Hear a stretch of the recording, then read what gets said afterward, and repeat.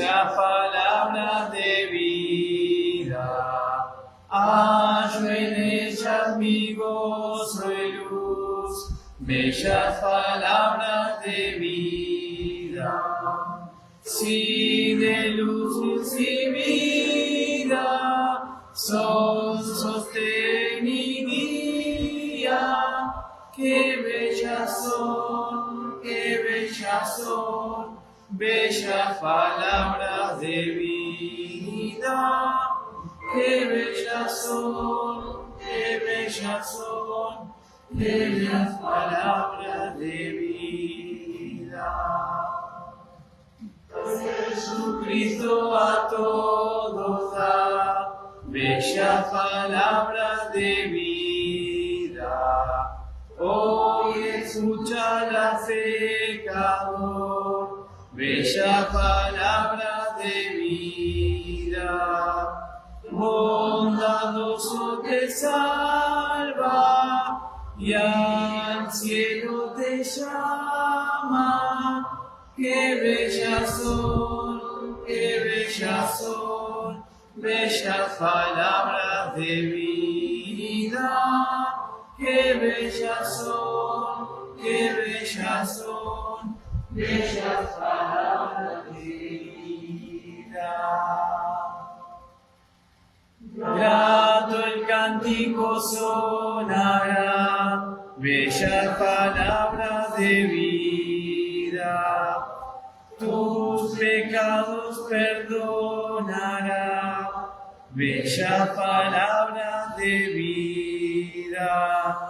Si de luz y vida son sostén y guía, qué bellas son, bellas palabras de vida. Qué bellas son, bellas palabras de vida.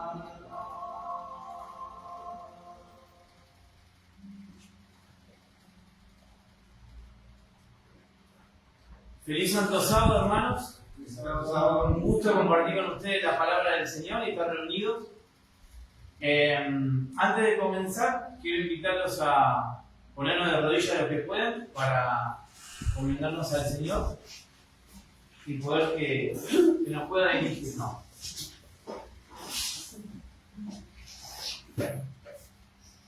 Padre Santo y Eterno que moras en los cielos, santificado sea tu nombre.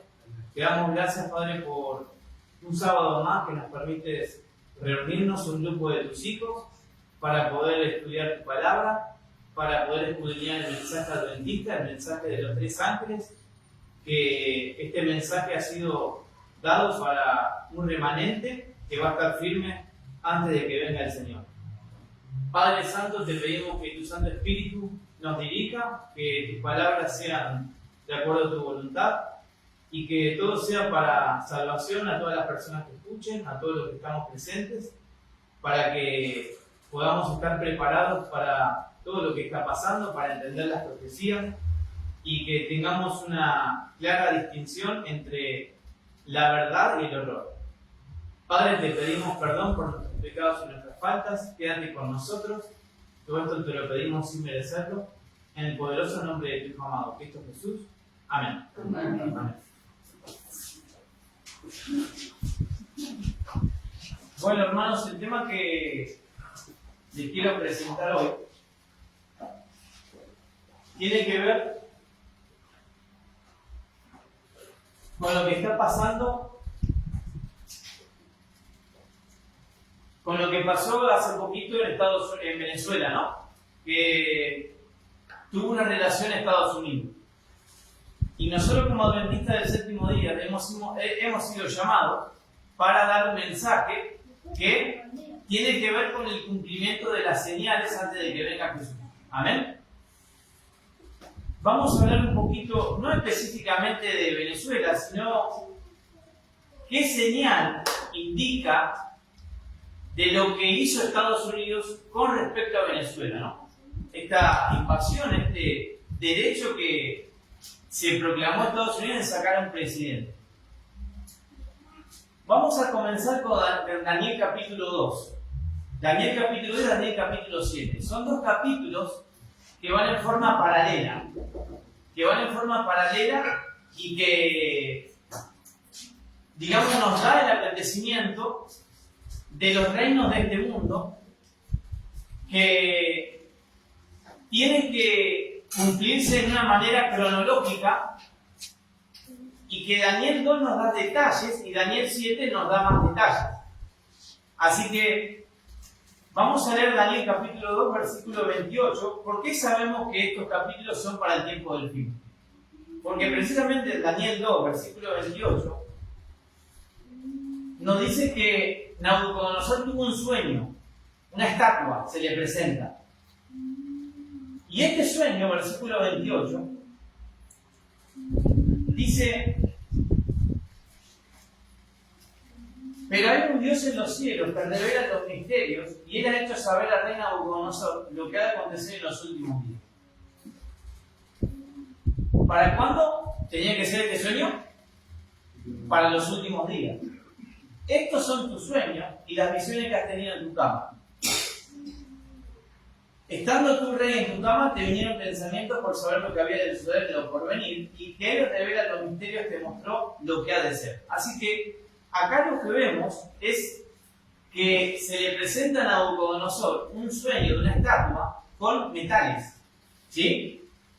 Y se lo llama a Daniel para que le interprete ese sueño, porque no lo entendía. Nadie podía revelar lo que estaba pasando en el sueño, sino que solamente Daniel, a través del Señor, le pudo explicar lo que significaba esa estatua, ¿no? Ahora, en Daniel 7 tenemos 4 bestias. Fíjense que en Daniel 2 tenemos metales. Podemos ver que cada, digamos, parte de la estatua tiene metales diferentes. Y en Daniel 7, ahora vemos directamente, es una visión que se le presenta a Daniel y que se le da una visión de bestias, de animales diferentes, ¿no? Y nos da más detalle del capítulo 2. Podemos ver, no lo vamos a leer todo, ¿no? Porque si no, no alcanzaría el tiempo. Lo que vamos a estudiar en Daniel, que tiene una referencia con Daniel 2, lo que vamos a estudiar en Daniel 7 es la cuarta bestia. ¿Ok? Fíjense que en Daniel 7 se le presenta la visión, se lo voy a contar más o menos, que primero ve la primera bestia que se parece a un león, la segunda bestia que aparece representa un oso, la tercera bestia que aparece es un leopardo, y luego en el versículo 7 y 8 comienza a describir la cuarta bestia. ¿Bien? Así que vamos a leer Daniel 7 y Daniel 8. Acompáñenme en Daniel capítulo 7 ahora. Lo que podemos ver es que si nosotros unimos los dos capítulos, Daniel 2 y 7, podemos ver de que, ¿por qué son paralelos? Porque coinciden. Daniel 2, ¿quién era el rey de Babilonia?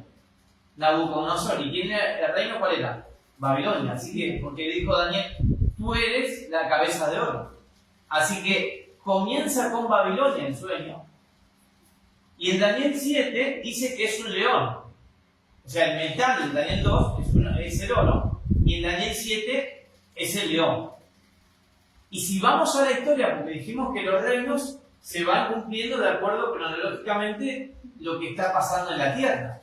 Y si vamos a la historia, vemos que Babilonia, y Daniel capítulo 5 nos describe, que Babilonia ha gobernado desde el año 605 hasta el año 539. Y Daniel 5 nos dice de que Babilonia cayó. ¿Y quién fue el siguiente reino? Medo-Persia. Daniel 5 nos describe que Medo-Persia, los persas fueron los que destruyeron a Babilonia. Es decir, el oso representa a Medo-Persia porque es el siguiente reino que viene después de Babilonia. Y Medo-Persia es representado por los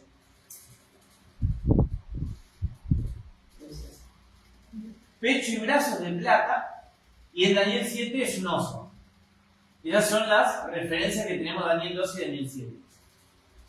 Luego de Babilonia, Medo-Persia, si estudiamos la historia, en Daniel 8 nos dice de que Medo-Persia cae en manos de Grecia. Es decir, el siguiente reino que tenía que gobernar en el mundo era Grecia, ¿no? Y la descripción de Grecia dice que vientres inmundos en la estatua de Nabucodonosor, y que el metal era bronce, y que el animal en Daniel 7, ¿qué era? El leopardo. Así que tenemos una secuencia de reinos que va con Babilonia, Medo-Persia y Grecia, ¿no? Hasta ahora. Y ahora vamos a estudiar lo que presenta, digamos, la Biblia con respecto a Daniel, capítulo 7, en la cuarta bestia, ¿no? Versículos 7 y 8. Vamos a leer el versículo 7, estudiando la cuarta bestia que tenía que venir después de Babilonia, Medo-Persia y Grecia, ¿no? Dice: después de esto, miraba yo en las visiones de la noche, y vi la cuarta bestia espantosa, terrible, y en gran manera fuerte, la cual tenía unos grandes dientes de hierro, devoraba y desmenuzaba, pisoteaba las obras con sus pies, y era muy diferente de todas las bestias que había visto antes de ella, y tenía 10 cuernos. Fíjense que esta cuarta bestia tiene 3 características, ¿no?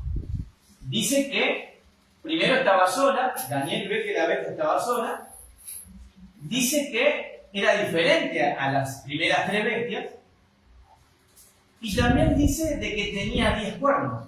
O sea, después que Daniel ve a la bestia, al reino solo, ve que tiene 10 cuernos. ¿Qué significa todo esto, no? Y el versículo 8 nos va a dar más detalles de esta cuarta bestia.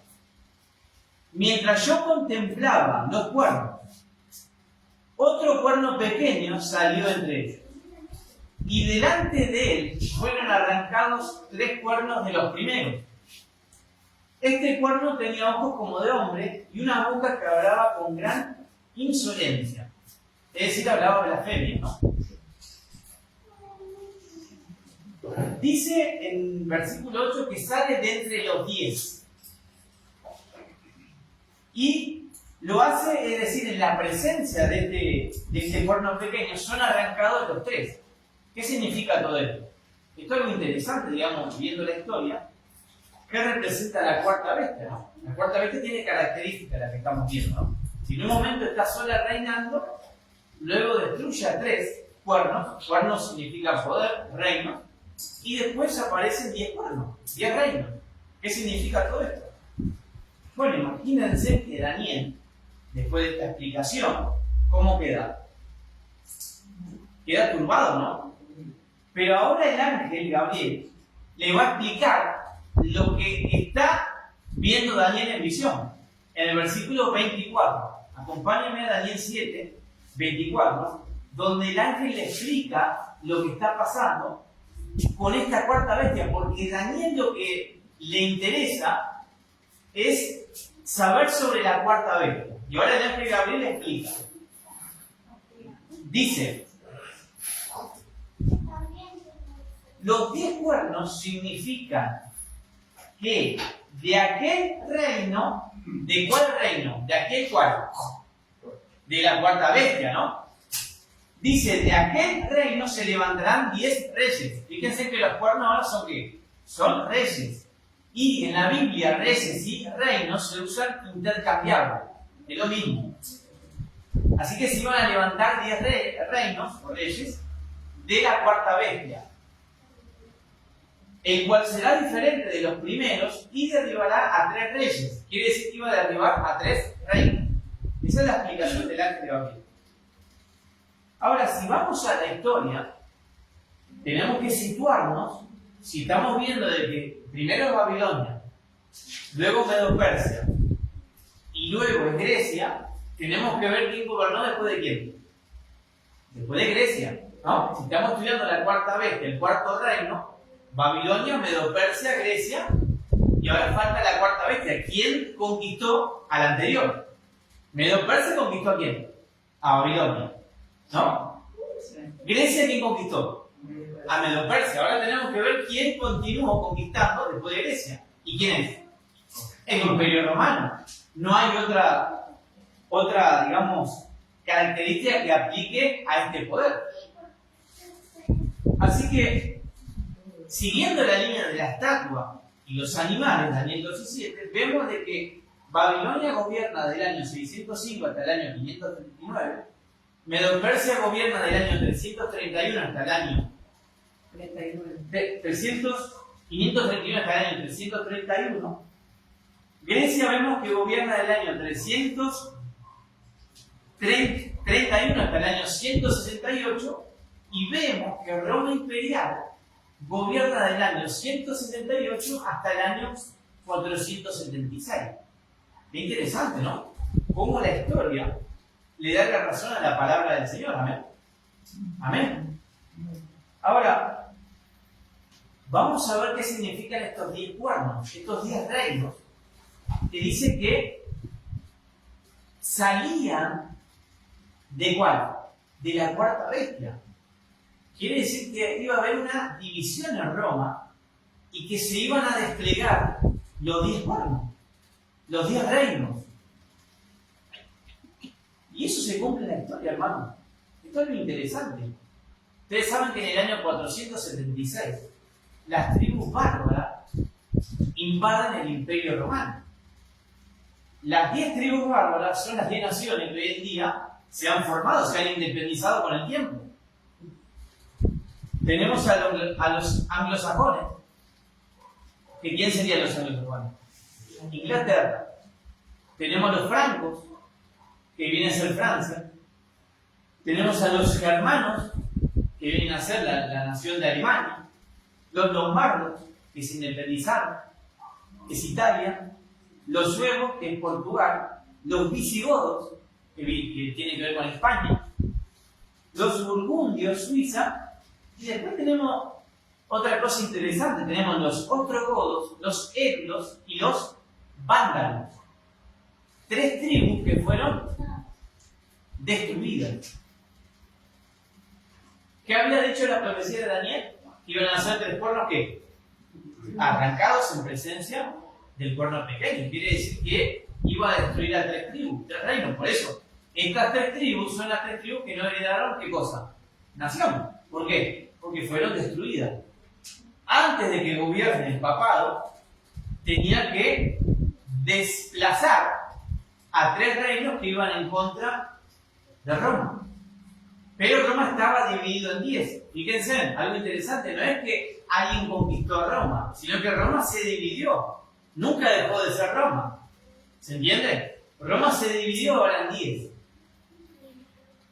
Este es un mapa que no sé si va a poder ver, pero más o menos cómo quedó el mapa profético, digamos, de las naciones a partir de esa fecha hasta el día de hoy, porque las naciones, digamos, siguen vigentes. Inglaterra sigue estando, Francia sigue estando, es decir, las naciones se han conformado a partir de esas tribus que han invadido el Imperio Romano. ¿Bien? Ahora viene la pregunta, ¿no? Sabemos que Babilonia, Medo-Persia, Grecia, sabemos la cuarta bestia que es el Imperio Romano.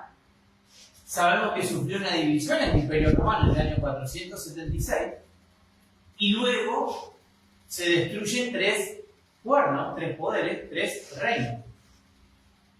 Pero ahora vamos a ver, la pregunta es, ¿quién es qué? El cuerno pequeño.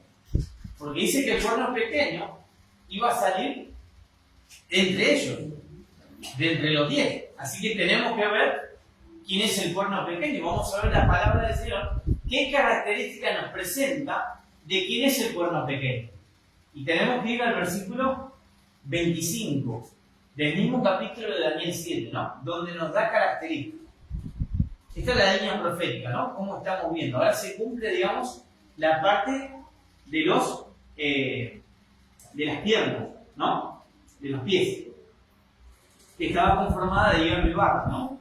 Y eso representa la división, digamos, que sufrió Roma imperial, la Roma pagana, se dice, ¿no? Versículo 25. Dice, este cuerno pequeño hablará palabras contra el Altísimo. A los santos del Altísimo quebrantará y pensará en cambiar los tiempos y la ley. Y serán entregados en sus manos hasta tiempos y medio tiempo. O sea, acá nos presenta unas características de este poder, de este cuerno pequeño que iba a gobernar después de la división de Roma. ¿Sí? ¿Y cuáles son las características? Primera, habla en contra de Dios. Persigue a los santos del Altísimo. Y obviamente si habla en contra de Dios y persigue a los santos del Altísimo, es porque va en contra de ¿qué? De la palabra de Dios, de la Biblia. No hay otra. Y por último, gobernaría hasta tiempos y la mitad de un tiempo. ¿Qué significa esto? Bueno, no vamos a explicar todo, pero la Iglesia Adventista ha sido levantada con una interpretación especial que tiene que ver con las profecías de tiempo, ¿no? Día por año. Tenemos que buscar en la Biblia lo que significa tiempo.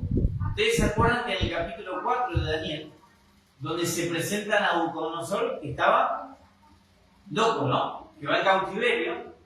Y dice el profeta de que Nabucodonosor estuvo ¿cuánto? 7 tiempos. Y que son 7 años. Eran 7 años, literales, ¿no? Entonces, para entender esta aplicación de tiempo, tenemos que ver qué significa tiempo y cómo se aplica en el tema de años y días, ¿no?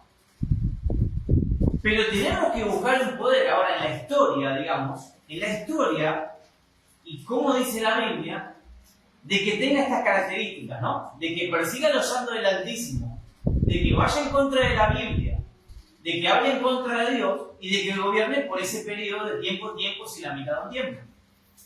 Volviendo al tema de tiempos, ¿cómo es que se interpreta? Si dijimos que tiempos son 7 años, tenemos que decir entonces que tiempo en singular es un año. Tiempos son 2 años y la mitad de un tiempo es medio año. Y eso forma 3 años y medio.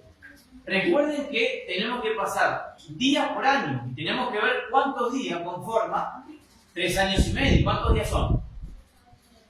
1260 días. Pero días son años. Porque es una aplicación, digamos, que tiene que coordinar con el tema de tiempo. Se tiene que trasladar, digamos, el tema día por año. Y si nosotros sacamos la cuenta que son 1260 días, tenemos que pasarlo años. Por eso son 1260 años. Así que tenemos un periodo de este poder que iba a gobernar por 1260 años. Tenemos que buscar un poder que cumpla con todas estas características. Un periodo largo tuvo, de 1260 años. Ustedes saben que ya habrán sacado quién representa este poder, que ha gobernado en la historia, y que lo representa la Biblia como el cuerno pequeño. Ni más ni menos, hermanos, el cuerno pequeño representa a la Iglesia Católica Apostólica Romana, el sistema católico, porque es romano, es el sistema. No la gente, acá no hablamos de las personas que componen, sino que hablamos de un poder, de un sistema que está hablando la profecía de que representa y tiene las condiciones, las características de lo que hizo en la Edad Media de perseguir al pueblo de Dios. Perseguir y matar a los santos del Altísimo, hablar en contra de Dios, cambió los tiempos y la ley, cambió. Usted va a un catecismo. ¿Cómo se llama? ¿Catequesis? Ven que la ley, los mandamientos fueron cambiados. Cambiaría los tiempos y la ley. El calendario que tenemos, el calendario se cambió 2 veces. El calendario juliano, el calendario gregoriano. El calendario de Julio César, de la Roma pagana, el calendario gregoriano, tiene que ver con el Papa. Han cambiado el calendario también. Y precisamente tuvo un periodo del año 538, fíjense. Escuchen bien, que año 538, después de la división de Roma, hasta el año 1798. ¿Cuánto da eso? 1260 años. Amén. La palabra de Dios se cumple perfectamente. No es tan difícil. Ahora, en el año 533, antes del año 538, el emperador Justiniano, ¿saben cómo se llamaban los emperadores? Se llamaban Pontífex Maximus. ¿Qué es eso? Sumo pontífice. Ahora el emperador Justiniano le traslada el poder al Papa. ¿Y cómo se llama el Papa ahora? Sumo pontífice. O sea, el nombre no se cambió, el poder no se cambió, la autoridad no se cambió. Se traslada el poder de Roma pagana a Roma papal. Ahora se une la iglesia con el Estado, tiene todo el poder. Y Justiniano en el año 533 hace una ley donde declara la supremacía papal. Estos datos son muy interesantes, hermano. Porque ¿por qué decimos la profecía que era en el año 538 y no en el año 533? Faltaba algo en esos 5 años que se tenía que cumplir. Faltaba un tercer cuerno que arrancar. ¿Se acuerdan que había arrancado el cuerno? Los ébulos, los vándalos y los ostrogodos. Los ébulos y los vándalos habían sido destruidos antes del año 533. Faltaba alguien. Eran los ostrogodos. El Papa no podía ejercer su trono porque había otro rey. O puede ser que en el trono pueda haber 2 reyes. El rey tiene que gobernar su territorio, así que el Papa tenía que ejercer la autoridad que se le había dado. Tenía que usar la fuerza militar, Roma, para desplazar al que faltaba, a los ostrogodos. Y eso tardó 5 años. En el año 538, los ostrogodos fueron destruidos, fueron desplazados de Roma. Ahora se cumplen los 3 cuernos arrancados y ahora el Papa ejerce todo el poder, la autoridad y el dominio que le había dado el emperador romano. Por eso contamos del año 538 hasta el año 1798. El cuerno pequeño. Ahora, para entender, digamos, porque Daniel, ¿cómo queda? En el versículo 28, Daniel, después de toda esta explicación, ¿cómo queda? Dice, aquí fue el fin de sus palabras. En cuanto a mí, dice Daniel, mis pensamientos me turbaron y mi rostro se demudó, pero guardé el asunto en mi corazón. Daniel ya no podía entender más nada. Hasta acá terminó. Para seguir la línea profética, para seguir hablando del cuerno pequeño y cómo sigue la historia hasta estos días, tenemos que ir a ¿dónde? Apocalipsis capítulo 13. Juan sigue la línea que dejó Daniel. Se abre el librito. ¿Se acuerdan que un libro que se había sellado? El librito ya se abrió. La comprensión de Apocalipsis 13 se empieza a dar después de 1798. Y tenía que venir un pueblo de 1798 ¿a qué? A que se le abra la mente y pueda comprender este capítulo. ¿Y quién es ese pueblo? El pueblo adventista. Apocalipsis 13, Juan ve a 2 bestias, que lo vamos a leer todo, que en el versículo 1 dice, me paré sobre la arena del mar y vi subir del mar una bestia que tenía 7 cabezas y 10 cuernos. En sus cuernos tenía 10 diademas y sobre sus cabezas nombres de blasfemia. La bestia que vi era semejante a un leopardo, sus pies eran como de oso y su boca como boca de león. El dragón le dio su poder, su trono y gran autoridad. Fíjense qué interesante de cómo Juan está viendo en orden inversa a lo que había presentado Daniel. ¿Por qué? Porque para Daniel, en los días de Daniel, ¿cómo eran las bestias? ¿Hacia dónde? Hacia el futuro. ¿Se entiende? Daniel estaba viendo cosas que eran el futuro, pero Juan ahora, ¿por qué es tan inversa? Porque ya se ha cumplido. Por eso ve de atrás para adelante. El leopardo, el oso, el león. Grecia, Medo-Persia y Babilonia. Daniel vio Babilonia, Medo-Persia y Grecia. Orden inverso porque son los tiempos diferentes. Juan ahora está en el presente viendo a la bestia gobernando. ¿Sí? A la cuarta bestia. ¿Quién era en la época de Juan? La Roma imperial. La Roma pagana. Y ahora empieza Juan a relatar del cumplimiento de la cuarta bestia. Nos da más detalles de lo que iba a pasar con este poder de Roma. En el año 1700, a ver, para entender esto, Roma tiene 3 fases. La primera fase de Roma es la Roma imperial, la Roma pagana, que gobierna del año 168 a.C. hasta el año 476, es cuando se divide el Imperio Romano. ¿Ok? La segunda fase es cuando comienza Roma papal, que comienza en el año 538 hasta el año 1798. Y la tercera fase, ahora no va a ser solamente en Europa, ahora va a ser ¿qué? Mundial.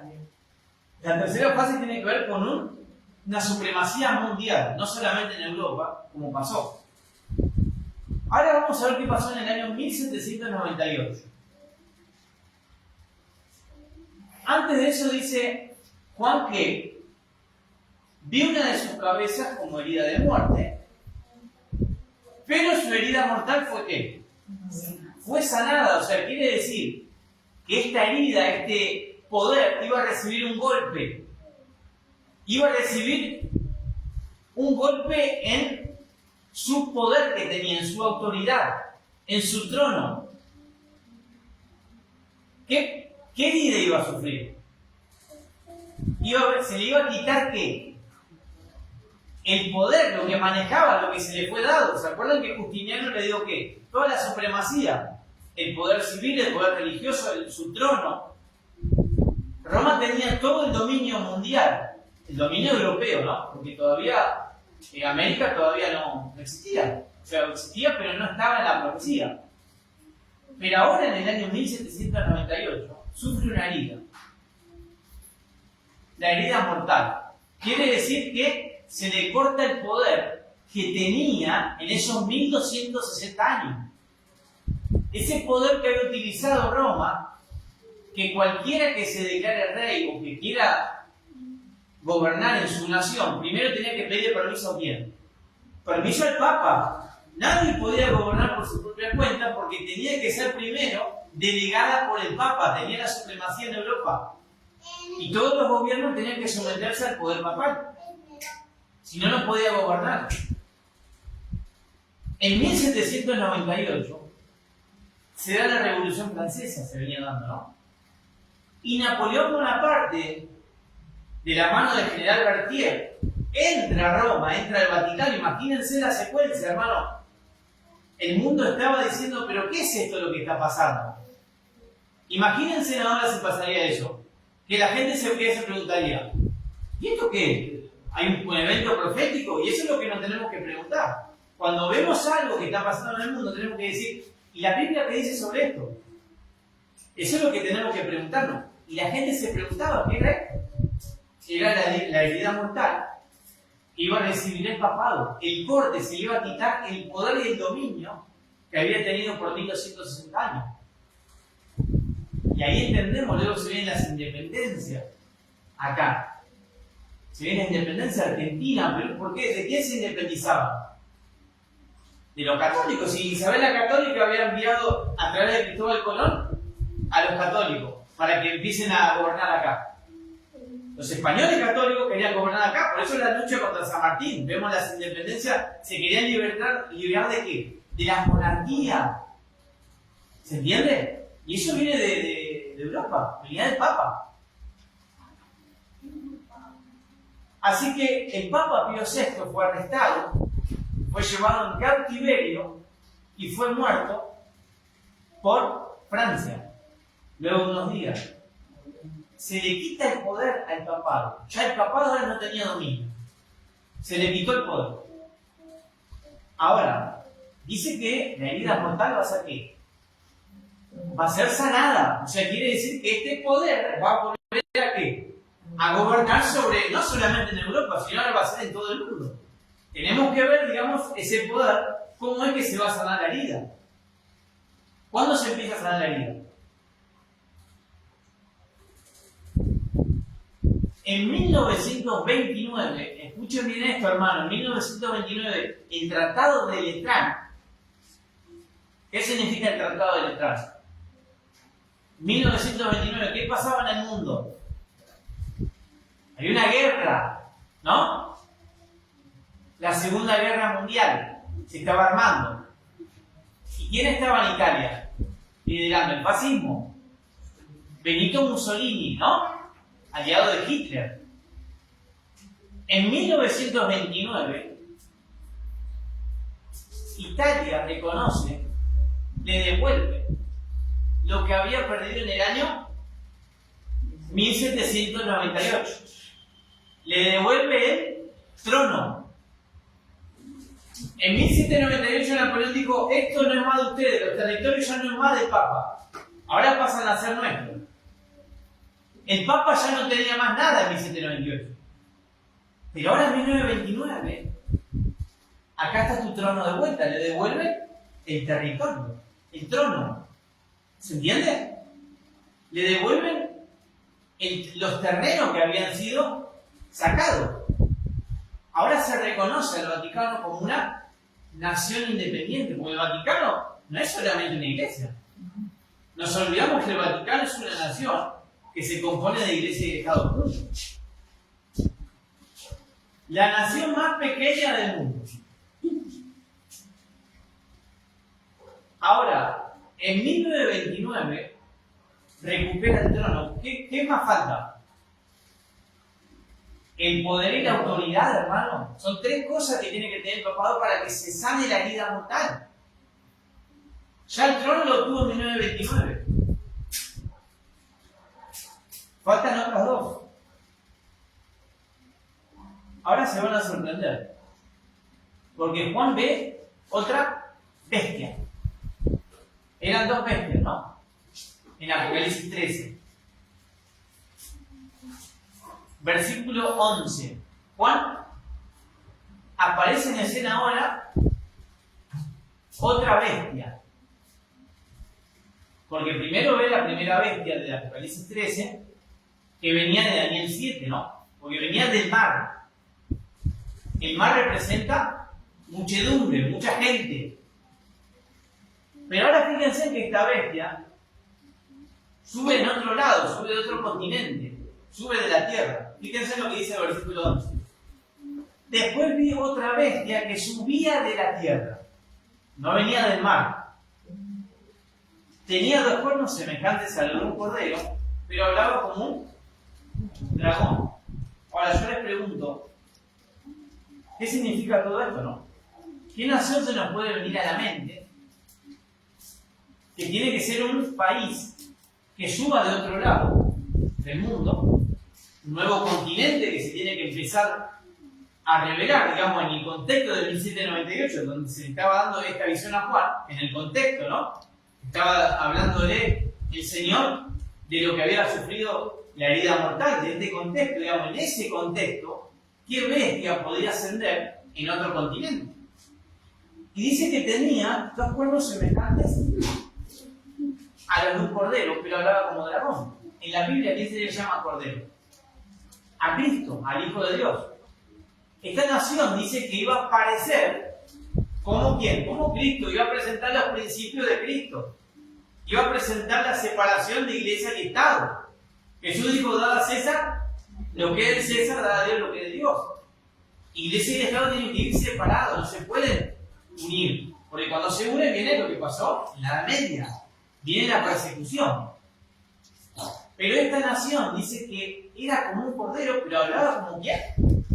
Como dragón. ¿Y el dragón quién es en la Biblia? El Lucifer. Y así como Cristo habla a través de sus siervos, Lucifer habla también a través de sus siervos. Y su siervo en la tierra, ¿quién es? Roma. Quiere decir que Estados Unidos iba a hablar como quién? Como Roma. Interesante. Ahora, sabiendo que la única nación que cumple con estas características, ¿se aplica a quién? A Estados Unidos. No hay otra nación que pueda, digamos, cumplir con toda esta información que nos da la Biblia de que Estados Unidos es el que sube de la tierra en ese momento. ¿Por qué? Porque en 1798 Estados Unidos hacía 20 años que se había declarado como una nación. Es decir, estaba creciendo Estados Unidos. Y la prosperidad de Estados Unidos tiene que ver con la separación, con sus principios que tiene en la Constitución. La separación de la Iglesia y el Estado. Por eso ha prosperado, digamos, esta segunda bestia. Ha cumplido con los principios de Cristo, pero dice que iba a hablar como dragón, que iba a hablar como Roma. Impresionante. O sea, quiere decir que iba a hablar como el enemigo. Iba a presentar una falsa, ¿qué? Una falsa apariencia, ¿no? Vamos a leer la primera enmienda de Estados Unidos, lo que presenta a Estados Unidos cuando se independiza, cuando se estableció la Constitución. Miren lo que dice la primera enmienda. Lo que ofrece libertad de religión, prohíbe al gobierno establecer una religión oficial y protege el libre ejercicio de la religión. Si yo quiero adorar a una vaca, si yo quiero adorar algo de madera, soy libre. Nadie me puede decir nada, porque es mi decisión. Y Estados Unidos presenta de que vos estás en libertad. El problema lo voy a tener con Dios, obvio, ¿no? Pero en la nación, el ciudadano tiene que ser libre en cuanto a la adoración. Libertad de expresión. Protege la libertad de expresión, incluyendo la libertad de palabra y de prensa. Y libertad de reunión. Protege el derecho del pueblo a reunirse pacíficamente. Ahí están los principios que presenta, que es semejante a lo de un cordero, ¿no? De Cristo. Tiene que ver con la separación. Presenta una libertad para el ciudadano de poder adorar libremente. Ahora, los fundadores de Estados Unidos sabían bien de que en la Edad Media Roma había inducido a prohibir la libertad de culto. Por eso Estados Unidos se separó, digamos, estableció de que no, acá vamos a ser un país diferente. Vamos a respetar lo que piensan, los que quieren adorar en forma pacífica, en forma, digamos, libre. El Estado no te puede decir a vos que tenés que adorar a Dios, porque eso te corresponde libremente. Cada uno tiene libertad de ¿qué? De decisión. El problema es cuando se junta y comienza a reprimir la conciencia y te empiezan a obligar a quién adorar. Versículo 12 sigue diciendo: ejerce toda la autoridad de la primera bestia en presencia de ella y hace que la tierra y sus habitantes adoren a la primera bestia cuya herida mortal fue sanada. Miren que lo que está diciendo es tremendo. Nos está diciendo que Estados Unidos va a ejercer toda la autoridad de Roma, de la primera bestia, y que va a mandar a adorar a todos los habitantes. Y nos describe de que esa herida que tuvo fue sanada. Y pregunto, ¿la herida mortal ya fue sanada? Si la herida mortal fue sanada, entonces nosotros no podríamos estar reunidos. Para que sea sanada la herida se tienen que completar las tres características que vimos: el poder, el trono y la gran autoridad. Pero en 1929 vimos que el trono ya fue devuelto. Falta el poder y la autoridad. En 1984, ustedes recuerden de que Estados Unidos nunca reconoció al Vaticano como ¿qué? Como país. No, si los fundadores de Estados Unidos venían de allá, sabían que era Roma, y no lo reconocían como nación. Por más que Italia lo haya reconocido como nación ahora, Estados Unidos dijo, no, yo no lo reconozco. Para mí el Vaticano no es un país. Pero en 1984, el presidente Ronald Reagan reconoce por primera vez como autoridad de país, como nación. Lo reconoce por primera vez. Y el que estaba dirigiendo Roma era Juan Pablo II, un papa muy influyente en la historia, por más de 20 años gobernando el papado. Y ellos fueron los principales de meditar el tema del muro de Berlín. Ellos son los que estuvieron detrás de las Malvinas también. ¿Se acuerdan que vino el Papa acá a Argentina? Y ya el Papa había dicho que las Malvinas ya eran de Inglaterra. Margarita Thatcher estaba metida con Ronald Reagan, con el Papa. Y nosotros creíamos que podíamos ganar. La derrota ya estaba hablada. Nos entregaron directamente. Y nosotros recibimos al Papa con aplausos, que eran los que estaban detrás de las Malvinas. Hermano, el pueblo que olvida su historia está condenado a ¿qué? A repetirlo, hermano. O sea, nada va a pasar algo nuevo que no sepamos. La historia se vuelve a repetir. Así que en 1984 Estados Unidos reconoce como autoridad al Vaticano, cosa que nunca antes había hecho. Año 1998, otra cosa impresionante. Un comunista, el líder comunista Fidel Castro, ¿qué hace reconociendo la santidad al Padre como líder de una iglesia si era ateo? ¿Por qué tiene que arrodillarse ante el Papa?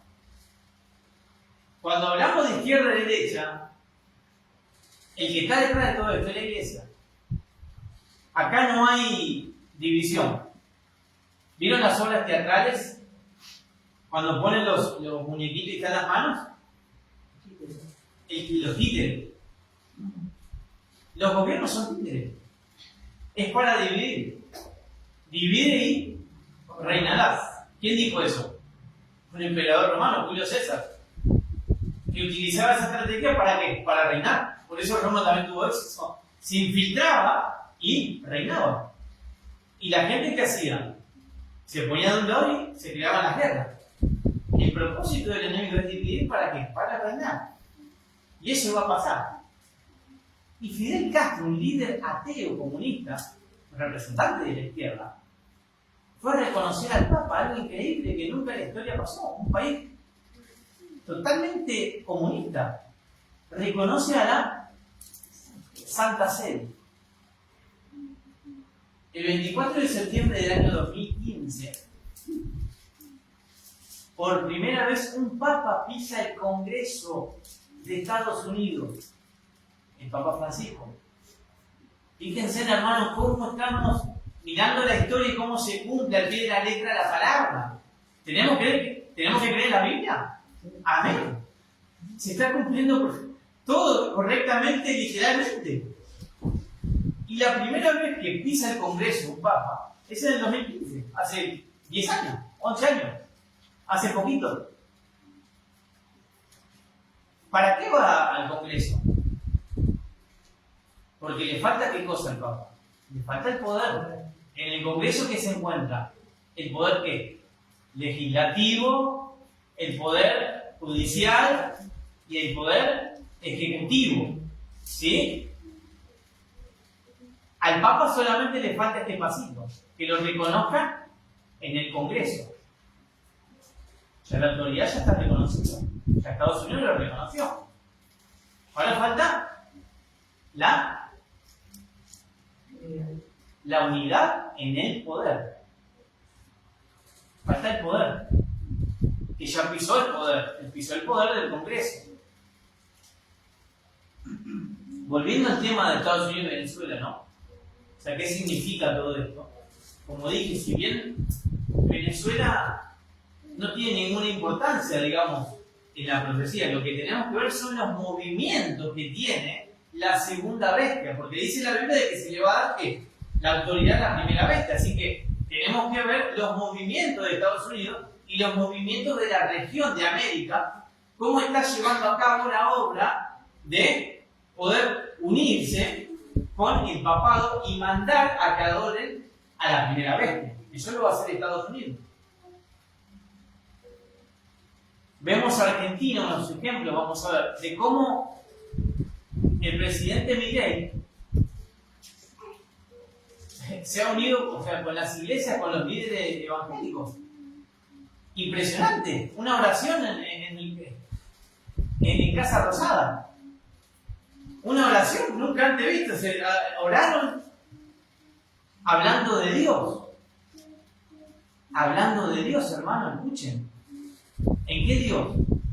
En un Dios del mundo, en un Dios que tiene que ver con la unidad. Porque sabemos que hay un Dios un Dios falso. Me olvidé de decirle, en el año 380 se aplicó un edicto que se llamaba el Edicto de Tesalónica.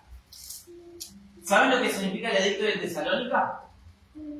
El Imperio Romano mandó como religión oficial al que no crea en el Dios de la Trinidad sea considerado como hereje.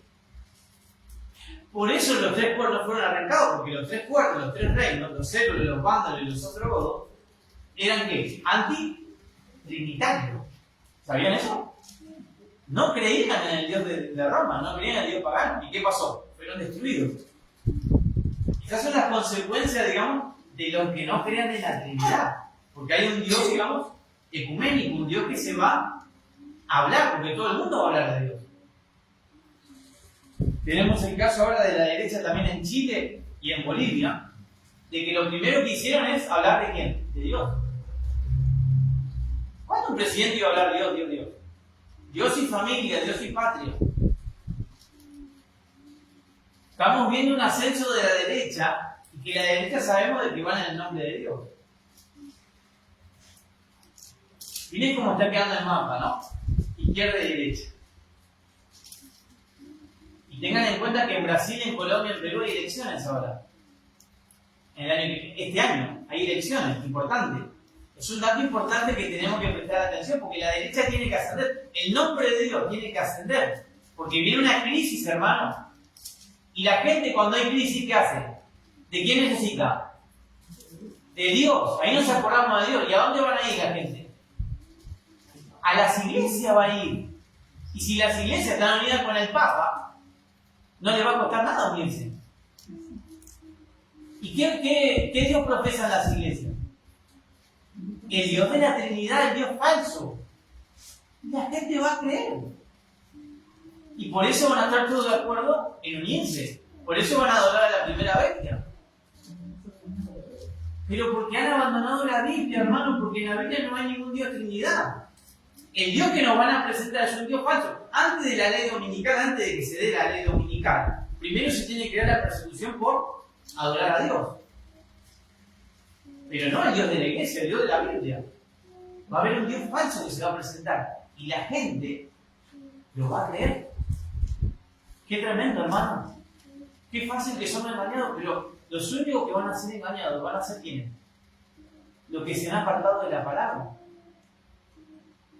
Jesús dijo, cielo y tierra pasarán, pero mi palabra no pasará.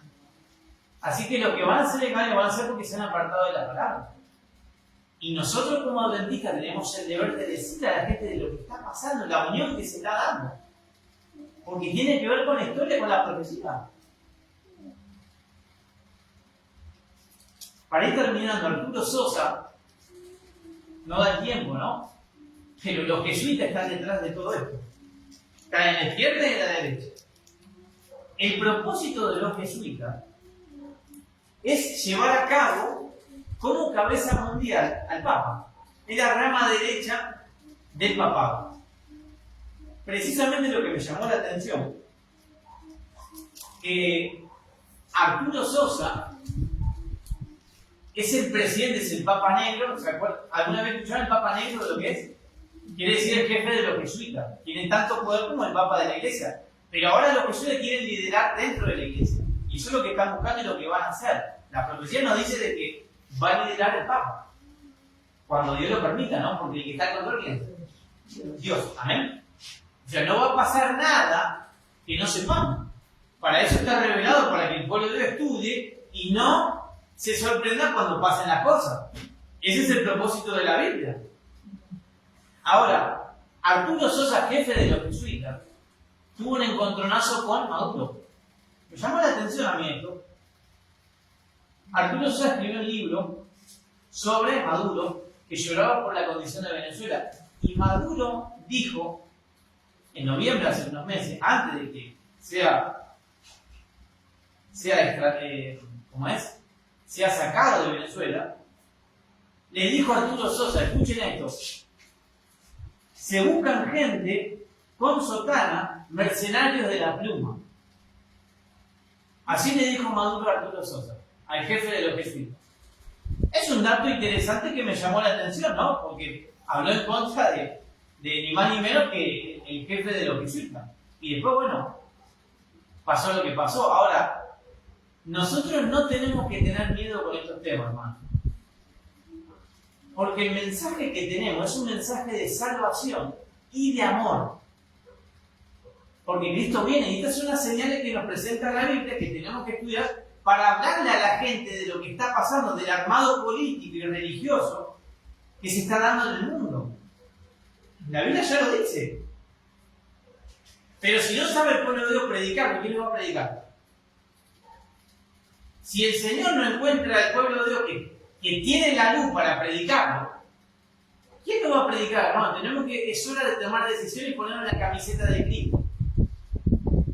No hay otra alternativa. Si yo rechazo el mensaje que fue encomendado por Dios, yo estoy rechazando a Cristo, estoy rechazando el mensaje.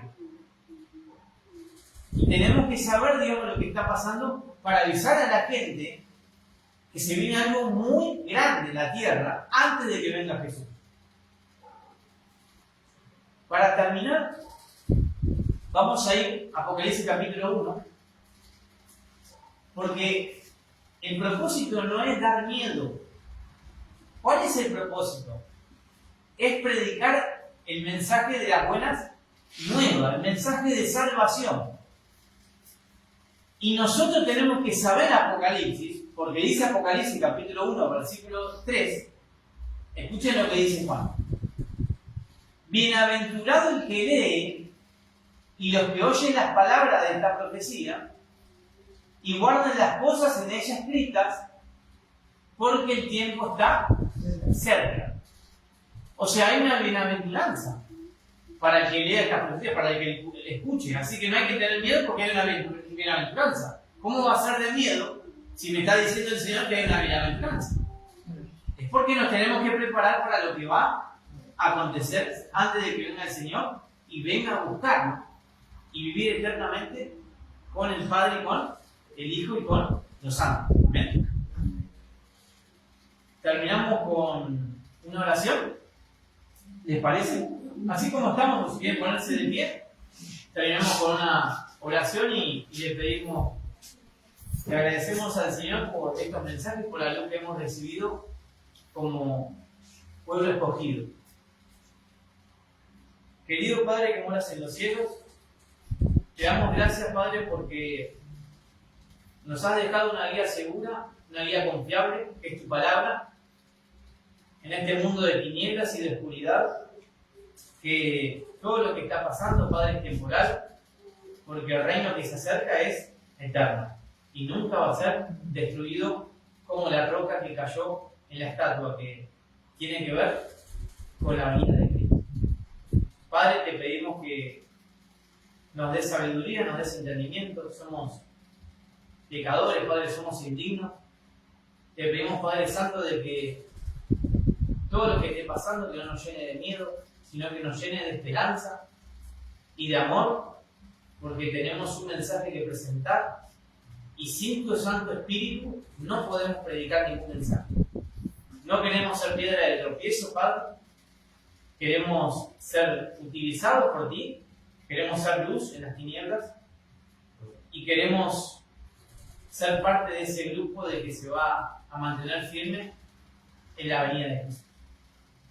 Padre, te pedimos por todas las personas que están alrededor nuestro, por cada uno de nosotros, por la iglesia, te pedimos, Padre, para que despertemos de este letargo espiritual que tenemos, que reconozcamos de que estamos mal y que necesitamos un reavivamiento y una reforma espiritual en nuestra vida.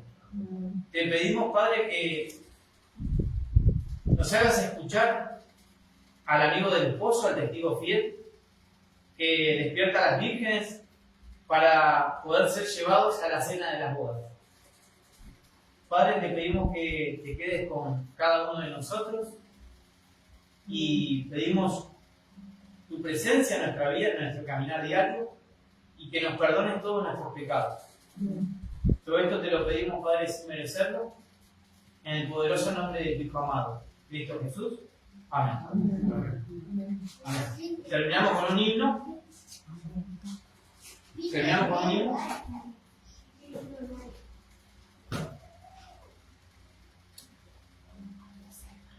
Todas las promesas.